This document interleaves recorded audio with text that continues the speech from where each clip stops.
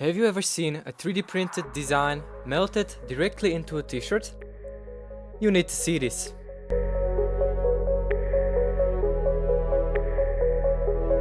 My first attempt ended in absolute failure. This QR code didn't stick to the tape at all, and I had to create something a little bit more simple to try it out.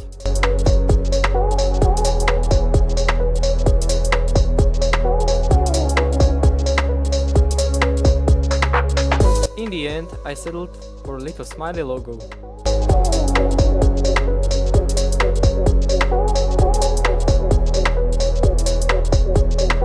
What do you guys think about the result? Let me know in the comments.